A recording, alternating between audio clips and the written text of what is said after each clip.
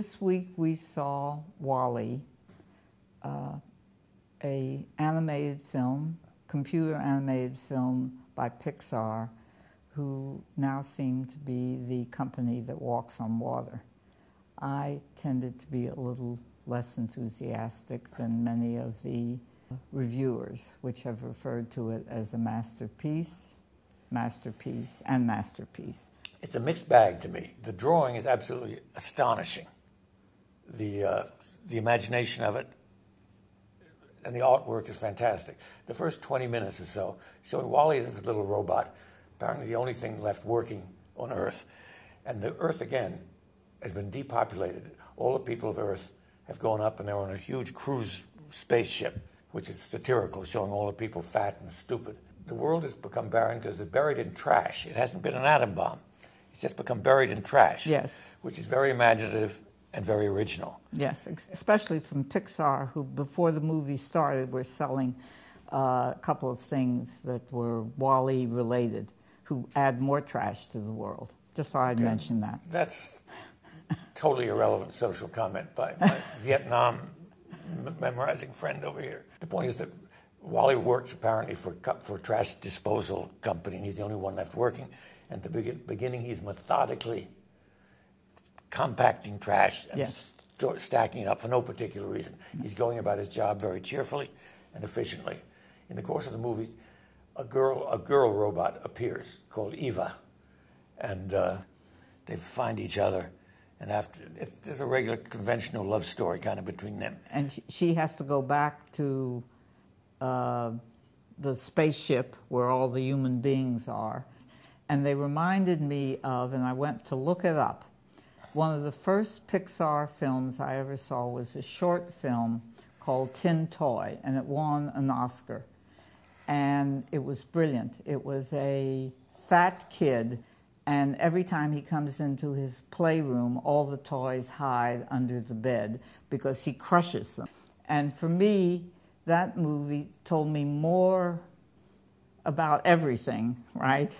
Fat kids, toys, whatever, than this movie. I don't know where I was in this movie. Anyway, she has found the one little plant still growing on Earth. She is summoned back up to this thing, and he hangs on to her. He wants to be with her, but they shoot up like in a gigantic rocket. I think it's called the atomic. Axiom. Axiom. What's axiom mean? She's taken anyway into this huge... Oh, Marcia. She's taken into this huge spaceship, and then immediately alarms go off. Rogue robot aboard. Yes. Contamination. Yes. Which refers to Wall-E. Yes. Who's not one of their regular things. And there are thousands of robots aboard. And the rest of the movie, this to me is where it disappointed me. After this wonderful imaginative beginning, it becomes a regular robot chase movie to me. They chase each other and perform all kinds of, death-defying acts. Lorenzo, thank you for mentioning that. Okay, maybe I didn't explain that enough. That's the title of a movie that Marsh executive produced. It's called Death-Defying Acts, opening in 2 theaters, one in New York, one in L.A., and July 11th. And it stars Catherine Zeta-Jones and Guy Pearce and Saoirse Ronan, who is the darling little girl who was in Atonement. We hope everybody sees it if it's at a theater near them. And not to complain to me, and don't write me.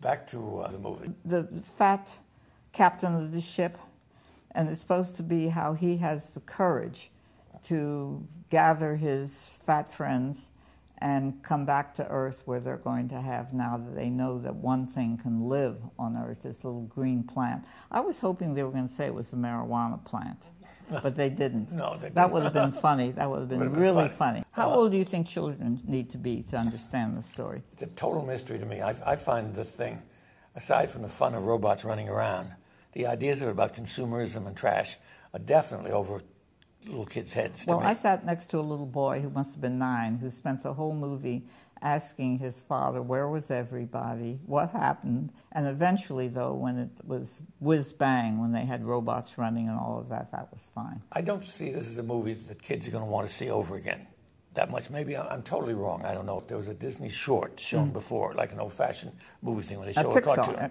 Yeah, it was a cartoon. And there was more laughter at that That's true. I'd forgotten that. There was more laughter at that from the kids in the audience Yes. than there was at Wall-E. Yes. Several people have said the love story between Wall-E and the other robot. Oh, it's ridiculous. No, but they said this is the greatest love story we've seen on a movie screen in years. Since Romeo and Juliet. Well, practically. I would say it is one of the better love stories between two robots that I've seen this week. You know, the girl robot, Eva, when they do get back to the spaceship, it turns out she has a lot of friends who look just like her. Do you think he's going to leave her for another one of those? No, I don't think so. Okay. You're a cynic. No. She had something special. She looked just like those other people. She looked like an apple pod, I think. Isn't this movie, isn't Steve Jobs and Apple the owner of Pixar? But I think he's going to leave her for one of those other girls. Because as we know, when guys leave one blonde wife, they find another blonde wife. I actually think that a guy who runs a trash compactor is not that great a catch. I suppose it's a classic already. I can't say that. Yeah, well, you know, instant classic. Instant classic. Isn't that it? What's the word for when those two words don't match? Oxymoron. Thank you. It's an oxymoron. And I'm feeling sometimes like just a regular moron in relation to this movie. I'm feeling like a regular oxy.